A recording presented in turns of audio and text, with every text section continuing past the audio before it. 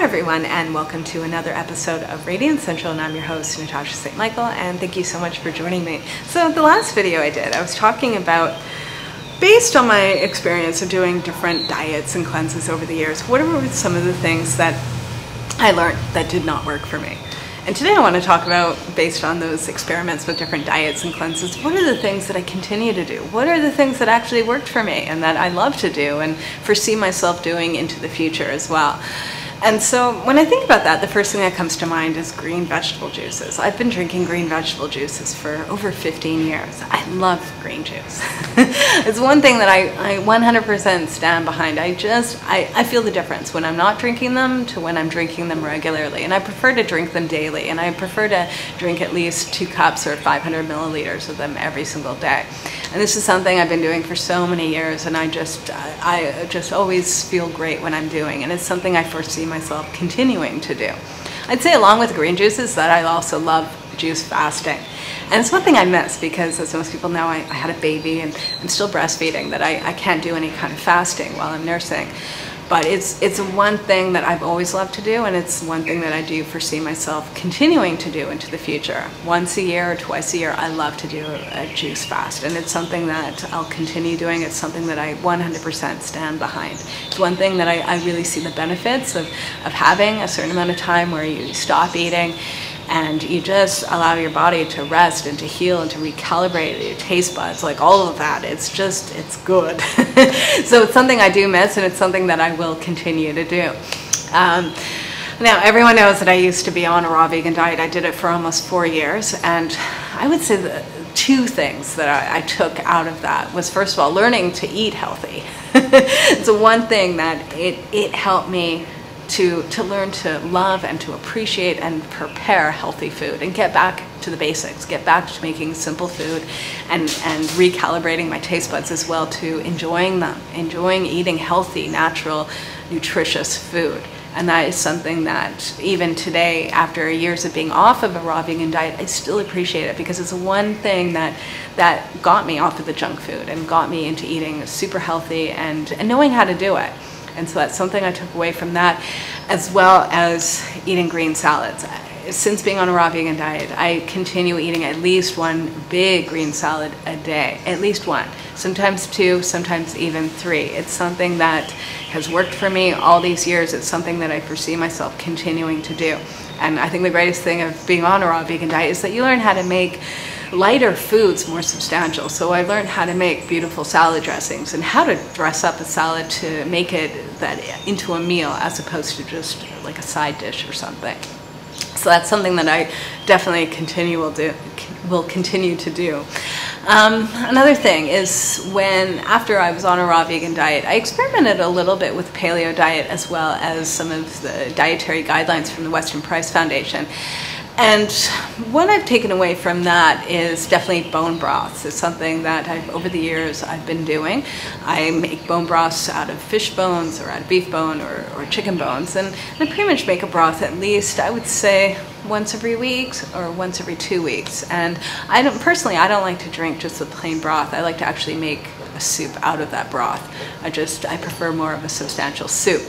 But it's one thing, along with green juices, that I find gives me the biggest nutritional boost. And it's something that over the years I've just loved to do. And I find, especially with the bone broths, is that it's great for my hair, skin, and nails. And so, and also just my strength as well. That it's something that I think, especially when I was pregnant, I really appreciated having, and something that became part of my routine and continues to be part of my routine. Also too, based on my experiments of doing a paleo diet and following some of the guidelines from the Western Price Foundation, is what I've taken away from that is that I definitely do better having higher protein and higher fat content in my diet. I don't do well on the high carbohydrate diet. I've known this even when I was on a raw vegan diet, that was not my thing. It didn't work for me. And so based on trying out paleo diet and all that, was that I do feel much better. I feel stronger, more balanced, having more protein and healthy fats in my diet. But being on a restrictive diet, no, I'm better off being on a whole food diet where I do include all food groups, but when I'm making my meal choices, I do make sure to have protein in there and make sure to have healthy fats as well. That works really, really well for me. And then another thing that I've taken away from, that I've taken away from doing a cleanse was Master Cleanse, their lemonade. This actually helped me when I was pregnant and had nausea. Having the Master Cleanse lemonade, the lemon juice with the water and a little bit of maple syrup, and even a bit of cayenne pepper was fine when I was pregnant. Just a little bit, not a big deal. And it's not something I had regularly, but when I had really bad morning sickness and kind of just needed a boost, it was the one thing that did help me. And so that's something I've taken away from doing a very extreme cleanse, is that once in a while, if I'm sick, or like when I had morning sickness and I was vomiting a lot and getting dehydrated, it was something that would just help my electrolyte balance and help give me a boost. And I found, especially when I was pregnant, I was very picky with things that I could eat, that I did better having that lemonade than I did having coconut water. So it was, for me, an alternative and something that I kind of craved while I was pregnant, that I'll never forget that. And it kind of made me appreciative of trying that out back in the past, of doing an extreme cleanse. And so that's something I did take away. What else? I have to also say too, is based on sort of all my experiments with different diets, and especially with the more natural diets and stuff, is that one thing that I really appreciate that I've taken away is getting into natural skincare. That is something that over the years I've become more and more passionate about, and something that I've always really enjoyed. I've always enjoyed learning about how not only does my food make me healthy, but how my food, I can use it on the outside of my body, and also getting into using non-toxic products, things like that. I find it's kind of like exercise, where, you know, when you get into exercising daily, it influences your food choices. And I find it's the same thing with skincare, that it's like if I'm taking care of my body from the outside, it inspires me to take care of my body from the inside. So it inspires me to have healthier food choices, all of that. So that's something too that I've really come to appreciate from all the different experiments I've done, and getting into natural health, is taking care of my skin using non-toxic ingredients and learning to make my own homemade skincare products. So that's a definite. And I guess how I'd like to end is talk about something that I've taken away that I want to continue doing, but I haven't been very disciplined with, or haven't been doing regularly recently. And I would say that is fermented foods.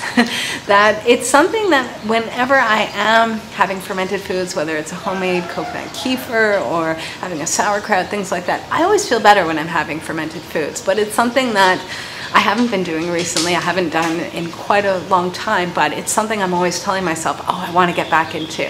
And so I thought I'd mention it, that this is something I myself am working into, sort of integrating back into my routine. So I'm always working on improving things myself, that as much as I try to maintain a healthy diet and lifestyle, there's always things that I'm working on and trying to add in.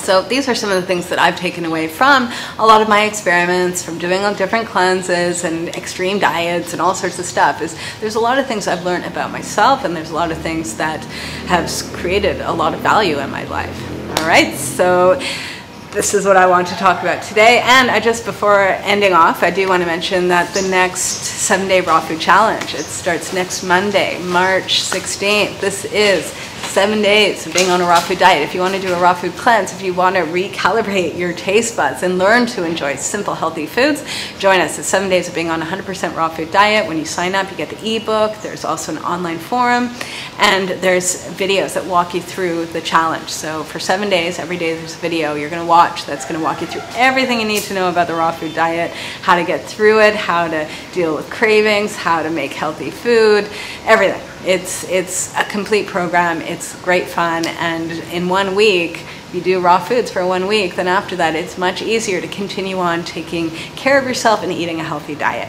So if you want more information on the 7-day raw food challenge, go to my website at radiantcentral.com and click on programs, and you'll see raw food challenge there. Have a super fabulous day, everyone, and I'll see you again soon. Bye.